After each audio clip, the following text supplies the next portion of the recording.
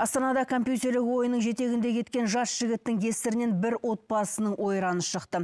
Сондағысы бейуақыт болды, ойыныңды доғар деген ескертпе ғана. Осыған бұлқан-талқан болып заланған 21 жастағы Елорда тұрғыны үйіндегілердің барлығын ас үйдегі пышақпен жайратқан. Туыс ағасы дәрігерлер келмей тұрып жан тапсырса, қалған 3 әйел өте ауыр халде ауруханаға жеткізілді.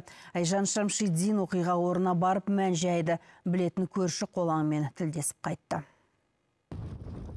Бұл үйдің тұрғындары өткен сенбінің таңын үреймен атырған. Бір отбасының шырғалаңы тұтас үйді таңғы сағат 7-лерде шыр көбелек айналдырды. Оқиға орнына бір емес 3 жедел жәрдем көлігінің келуі, қаптаған полицей көршілердің бір бәлекет болдау деген күдігін одан сайын қоюлатқан.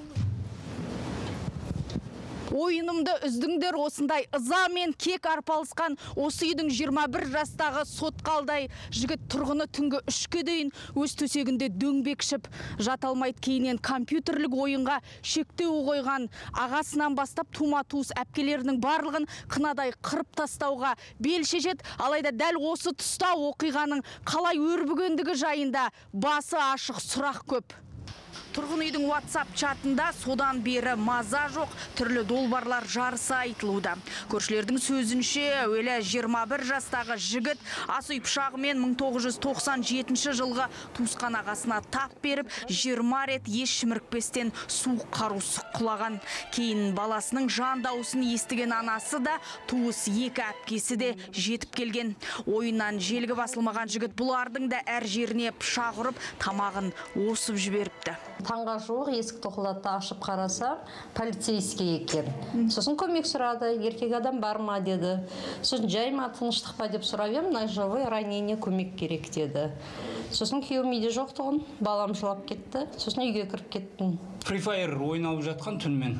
Мен бала ғой, түнмен ойнайды. Сосын бар телефон алып қойған болса, таңертең ерте тұрмайды. Содан кейін барып сабағына барсын деген шығар үлкендер. Сосын барып алып қойған болуы мүмкін. Біз де алып қоямыз үйде.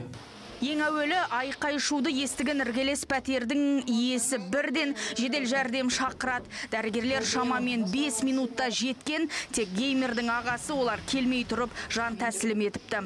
Ал қолы қанға боялып, виртуалды өмірде емес, шынтуайтында қылмыс жасағанын түсінген жігіт терезеден секірмекші болған. Күдікті қазір тергеу изоляторында. Адам өлтіру фактісі бойынша қылмыстық іс қозғалды. Алдын ала мәліметтер бойынша жанжалдың пайда болуына күдіктіге өзінің туыстары жасалған ескерту себеп болды. Өздері басқа қаладан Астанаға нәпақа іздеп пәтер жалдап жүрген отбасыдан аман қалғандардың беті бері қарай бастапты.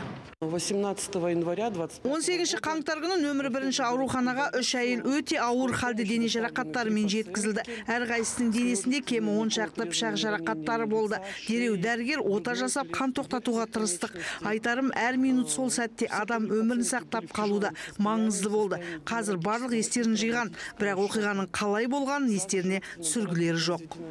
Істің басқа да мән жайы тергеліп анықталуда, жақыннан айырылған отбасыға қажетті психологиялық көмек көрсетіліп жатыр. Айжан Шамшидин, Дәмелі Ізбасарова, КТК, Астанадан.